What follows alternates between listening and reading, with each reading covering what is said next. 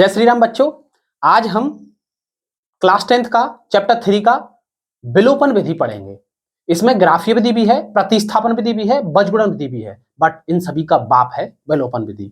100 में से 100% आती ही है किसी भी एग्जाम में। एनसीईआरटी के किसी भी सीबीएसई, एनसीईआरटी और एनसीईआरटी के जो बोर्ड हैं, MP board, UP board, Rajasthan board, सभी बोर्ड में बहुत ज्यादा क्लास 10th के लिए 100% इंपोर्टेंट क्वेश्चन है।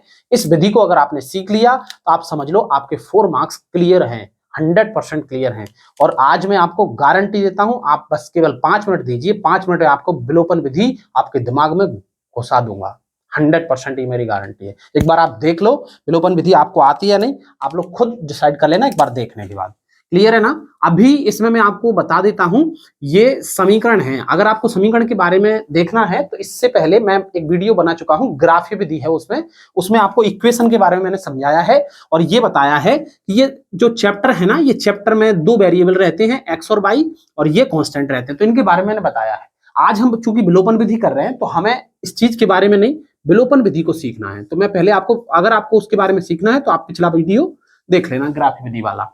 आज विलोपन विधि में क्या रहता है, एक्स और वाई का मान निकालना पड़ता है। किसका मान निकालना पड़ता है? एक्स का और वाई का मान। 2 समीकरण हमें दिए रहते हैं, इन 2 समीकरणों की सहायता से, इन 2 समीकरणों को हल करके हमें क्या निकालना है? एक्स और वाई की वैल्यू निकालना है। तो सबसे पहले हम क्या करेंगे, समीकरण 1 और समीकरण 2 बना देंगे। इसको समीकरण 1 बोल देंगे, इसको समीकरण 2 बोल देंगे, इसको समीकरण 1, इसको समीकरण 2। गौर से सुनते जाना। यहां पे हम ना कैची गुणा करते हैं, जिसको हम क्रॉस मल्टीप्लाई बोलते हैं। ये एक्स के मल्टीप्लाई में 3 है ना, इसका मल्टीप्लाई करते हैं ऊपर। ये एक्स के मल्टीप्लाई में 2 है ना, इसका मल्टीप्लाई करते हैं नीचे। ठीक है ना। क्या किया, गौर से सुन लेना। क्रॉस इसलिए बोला, इसका नीचे करते हैं और इसका ऊपर वाले, मतलब समीकरण 1 में एक्स के गुणा में जो होता है उसका समीकरण 2 में मल्टीप्लाई, समीकरण 2 में एक्स के गुणा में जो होता है उसका मल्टीप्लाई ऊपर करते हैं। क्लियर है ना। अच्छा सर, हम बाई वालों को कर सकते हैं क्या?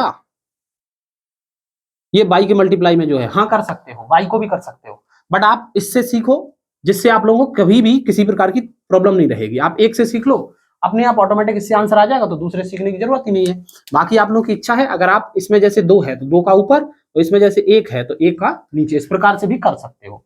अभी हम इस प्रकार सीख रहे हैं, 3 का गुणा ऊपर और 2 का गुणा नीचे। क्लियर है ना। यहां पे अगर आप चाहो तो आप लिख दो, समीकरण 1 में कितने का गुणा किया? 3 का, 3, तथा 2 में कितने का गुणा किया? 2 का गुणा करने पर। क्लियर है ना बच्चों। बिल्कुल दिमाग से सुनते जाना, अच्छे से ध्यान लगा के। इसके बाद हम मल्टीप्लाई कर देंगे, 3 का मल्टीप्लाई 2 में करेंगे। 3 2 जा 6x, 3 दूना 6। फिर यहां पे कुछ नहीं होता तो क्या मानते हैं? 1। अगर कुछ होता तो वो मानते, नहीं तो 1 तो है ही। 3 का 1 में मल्टीप्लाई किया, 3 बाय, फिर 3 का 5 से मल्टीप्लाई किया, बराबर लगा हुआ है, 3 का 5 से मल्टीप्लाई किया, 5 3 जा 15 या 5 3 या 15। फिर समीकरण 2 में 2 का मल्टीप्लाई करेंगे, 2 का 3 में मल्टीप्लाई करेंगे, 2 3 जा 6x, यानी 2 3 6, 2 दूनी 4, 2 8 16, 2 दूनी 4 और 2 8 16, 2 2 जा 4, 2 8 जा 16। क्लियर है ना। सबसे पहले हमने क्या किया, क्रॉस मल्टीप्लाई कर लिया, पहला पॉइंट। 2 या 3 पॉइंट बताऊंगा मैं आपको, 2-3 पॉइंट में खत्म। यहां पे हम नीचे एक लाइन यहां पे छोड़ेंगे, गौर से सुन लेना। इसमें यहां पे प्लस चिन्ह लगा है ना, तो इसके जस्ट नीचे में माइनस लगा दूंगा। यहां पे कोई चिन्ह नहीं लगा तो माइनस लगेगा, कोई चिन्ह नहीं लगा होता इसका मतलब होता है प्लस चिन्ह है। क्या है बच्चों? प्लस चिन्ह है। समझ रहे हो ना। तो यहां पे प्लस चिन्ह है तो क्या लगेगा? माइनस। यहां पे प्लस चिन्ह है तो क्या लगेगा? माइनस। यहां पे भी प्लस चिन्ह है तो क्या लगेगा? माइनस। यहां पे हम लिख देते हैं घटाने पर। क्या लिख देते हैं बच्चों? घटाने पर। इसी के बिल्कुल जस्ट लाइन में, ऊपर लाइन में नहीं लिखा, देखो ये नीचले आप लोग, आप जो पेज में करते तो ये एक लाइन में नहीं होती, तो इस लाइन में हम क्या लिख देंगे? घटाने पर। ठीक है ना। अगर माइनस चिन्ह होता तो क्या कर देते? प्लस कर देते। अब देखो ये प्लस का है, ये माइनस का है, एक सी संख्या है, कट जाएगी। ये 6 प्लस का, ये माइनस का, हमेशा ये कटती ही है, नियम है ये। तो अगर आप एक्स वाली संख्याओं को बराबर कर रहे हो, एक्स वाली संख्याओं का क्रॉस मल्टीप्लाई कर रहे हो, तो ये कटता है। 4 यहां पर, ये 4 प्लस का नहीं है, ध्यान रखना, ये नीचे वाला होता है। ये 4 माइनस का है और 3 प्लस का है। एक माइनस का, एक प्लस का होता है, तो घटाते हमेशा। 4 में से 3 जाएंगे तो कितने बचेंगे बच्चों? कितने बचेंगे? 1 बाई। तो एक y को y ही लिख देते हैं, कोई दिक्कत नहीं, एक को तो लिखने की कोई जरूरत ही नहीं होती। चिन्ह कौन सा आएगा, तो आप लोग को मैं ऑलरेडी पहले से ही बता चुका हूं पहले वीडियो में कि ये अगर माइनस की संख्या बड़ी है तो माइनस का निशान आता है, और प्लस की संख्या बड़ी होती है तो प्लस का निशान आता है। क्लियर है ना? 16 में से 15 जाएंगे, इसमें भी देखो एक प्लस का एक माइनस का है, एक प्लस का एक माइनस का होता है तो हमेशा घटाते हैं। क्या करते हैं? हमेशा घटाते हैं। एक प्लस का एक माइनस का होता है तो हमेशा घटाते हैं, और बड़ी में से छोटी संख्या घटाते हैं। 16 में से 15 जाएंगे, एक बचेगा। चिन्ह कौन सा आएगा? अभी ना, अभी सोचो, फिर बाद में। कब? जब देखो बड़ी संख्या पे काय का निशान है, माइनस का। 16 काय का है? माइनस का, तो माइनस का 1, माइनस से माइनस कट गया, y इक्वल टू कितना आ गया? 1। y की वैल्यू आ गई। अब हमें x की वैल्यू निकालने के लिए समीकरण 1 में मान रखना है। किस में मान रखना है? समीकरण 1 में, या 2 में रख सकते हैं। हाँ, 2 में भी रख सकते हैं, 1 में भी रख सकते हैं, किसी में भी रख लो आप, x का माना जाएगा। समीकरण 1 में y का मान रखने पर, गौर से सुन लेना बच्चों, समीकरण 1 में y का मान रख दो, 2x प्लस वाई बराबर 5। पहले तो समीकरण 1 उतार लो, 2x प्लस वाई बराबर 5।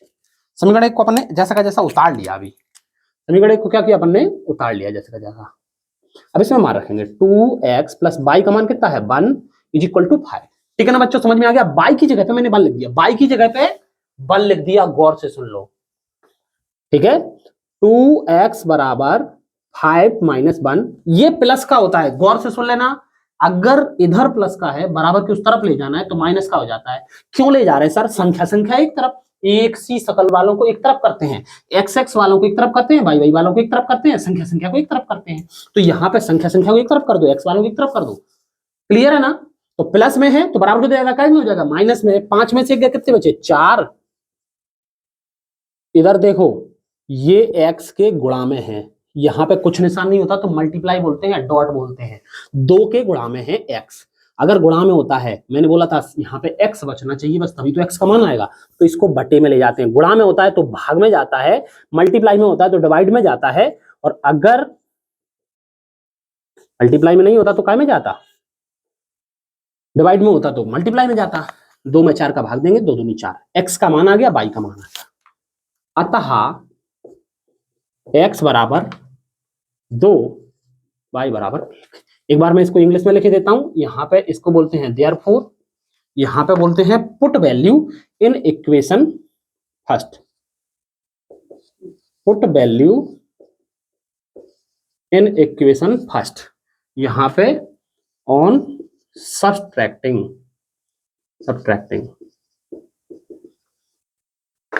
ठीक है ना? मल्टीप्लाई, यहां पे लिख लेना, मल्टीप्लाई विथ 3 इन इक्वेशन 1 और मल्टीप्लाई विथ 2 इन इक्वेशन 2। ठीक है ना? मल्टीप्लाई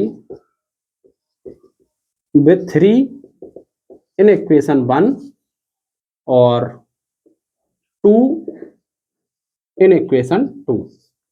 क्लियर है ना? अब देखो बच्चों, मैं आप लोगों को बिल्कुल सरल बता दिया। मैंने आपको 3 चीजें बताई थी, 3 चीजें है कि नहीं? देखो, सबसे पहले क्रॉस मल्टीप्लाई किया, फिर घटाया, क्रॉस मल्टीप्लाई करके फिर क्या किया? घटाया। घटाने के बाद जो y का मान आया समीकरण 1 में रख दिया, x का मान आ गया। 1 2 3 चेंज किए केवल। जय श्री राम, धन्यवाद बच्चों।